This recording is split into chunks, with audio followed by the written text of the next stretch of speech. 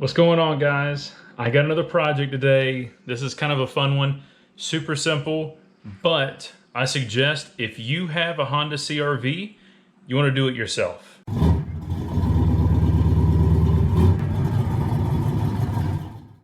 I've got some roof rails that we're going to be installing and the crossbars. Now, there's tons of brands out there you can go with on Amazon. However, I went with the actual Honda OEM style.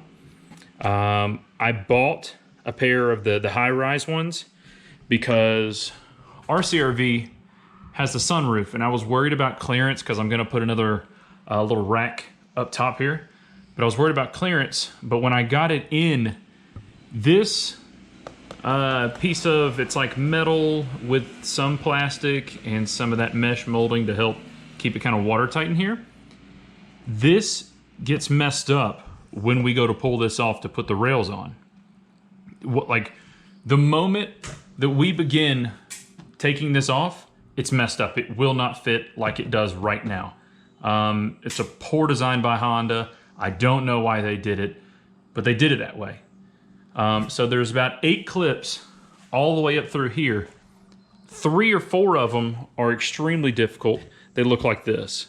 They're almost near impossible to get off. Their design is terrible as well because you'll break these more than likely, and they will not go back on correctly. So that's another thing. But I've got all the parts together. This is the instructions. The rails and the crossbars do not come with instructions. It's the wildest thing. Even the other ones that I ordered did not come with instructions.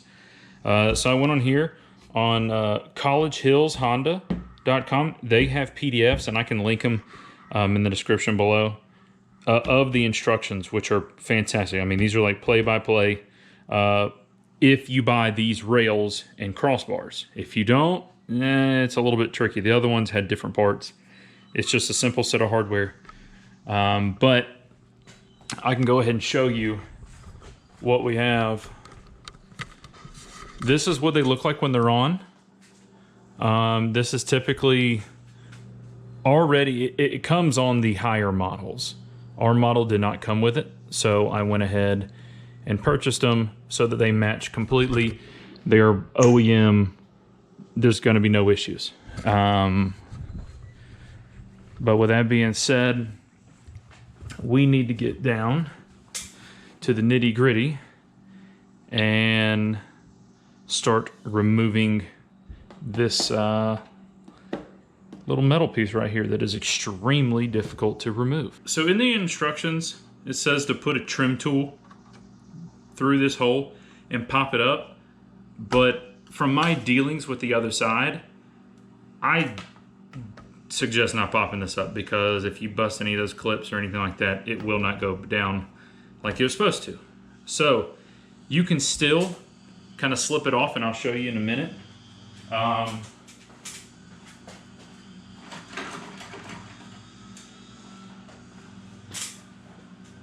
bought a set of inexpensive trim tools for this just so that I can get this going.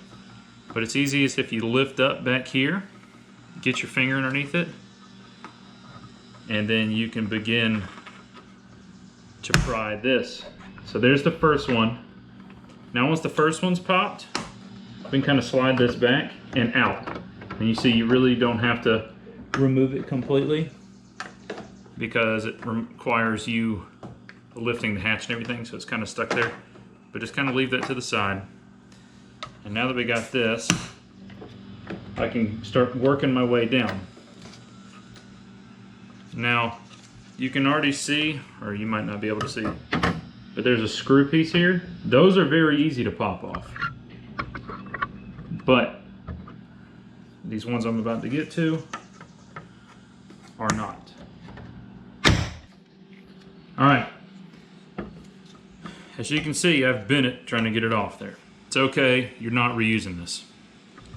Now, before we can continue, I've got to get a Sharpie and a marker And from the window, the instructions say 3.93 inches. I just go ahead and I measure it 4, and I felt comfortable about doing 4 on that one over there.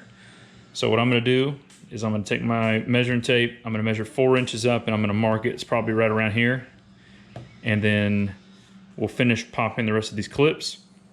And we've got to get something to go underneath this so that we can make our cut. So now that I have my mark, I'm now gonna finish popping the clips, because there's one right in here that we've got to pop up so that we have enough leverage on this whole piece to then cut it with a Sawzall.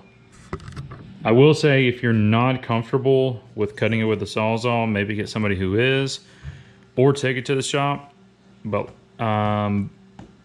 if you could do it yourself, you want to do this job yourself, because altogether the parts were about 600 bucks. But Honda, the local dealership to me, quoted me 1,500 bucks to do this, which I thought was ridiculous, because you'll see once we start installing it, it's like maybe 6, 7 screws that go in it. It's just, this is the tedious part. So, like I said, if you're not comfortable with cutting it yourself, I'd probably find somebody who is, because this is a very simple job.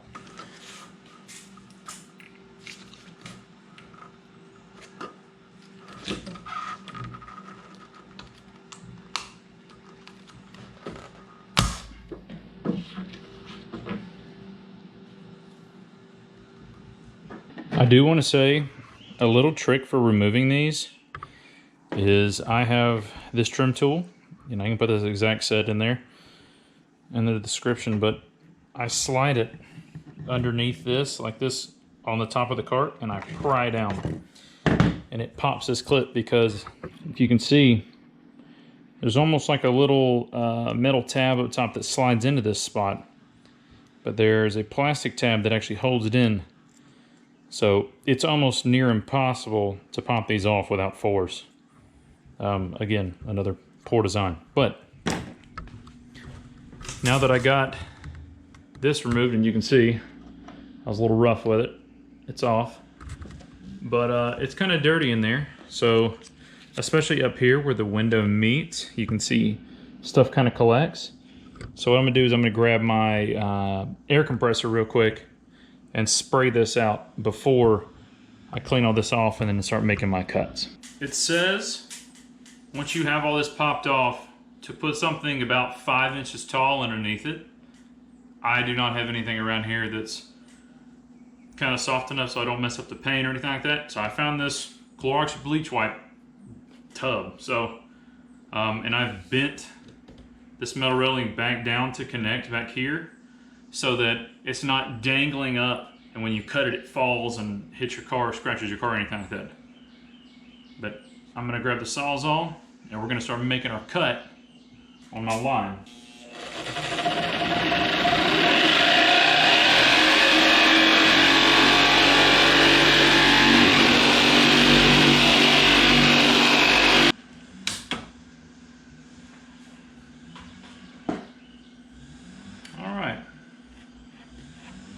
A little rough, but we got it done. So now what I got some 220 sandpaper, and I'm gonna kind of deburr the end of this.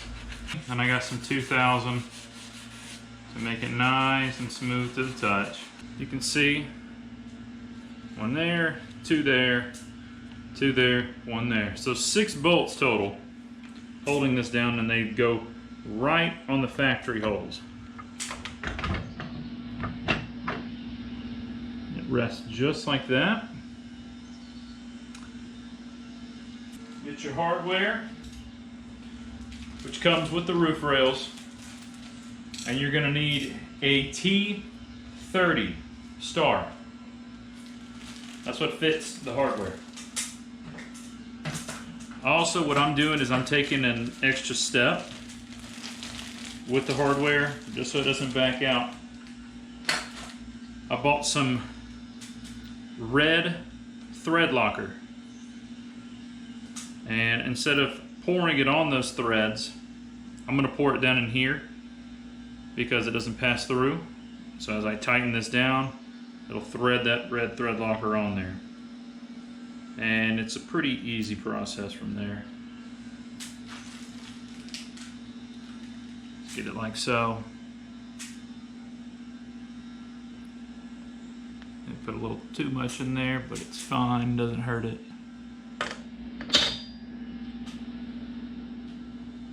And you're gonna drop it right there.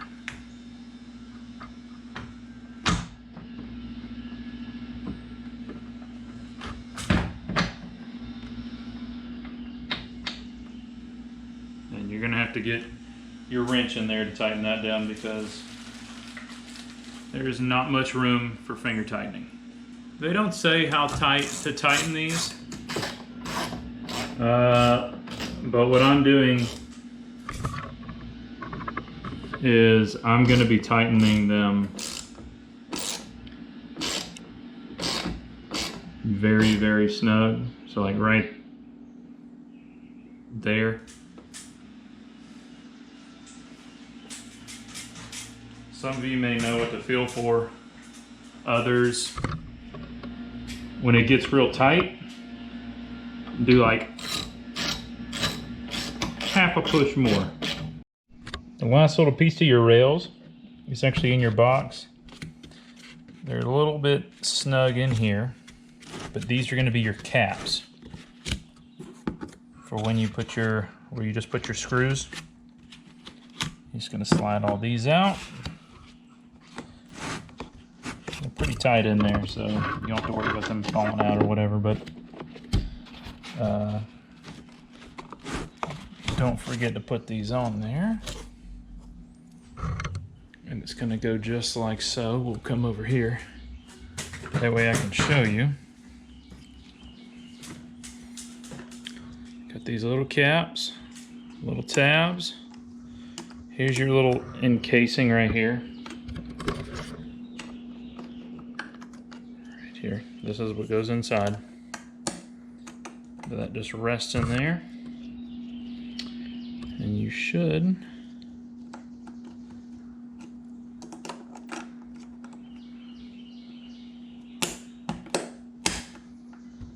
pop it in like that. It shouldn't be that hard to come out. So if you have to pop it off, take a little screw, a little flathead, and pop it there where the tab is. But it looks good, clean, flush. Like I said, these are for the OEMs, so it's made for this car. But the ones I popped out should be all the single ones. I think, yes, the doubles are down here. It's going to be hard to confuse those, but the doubles are on this side.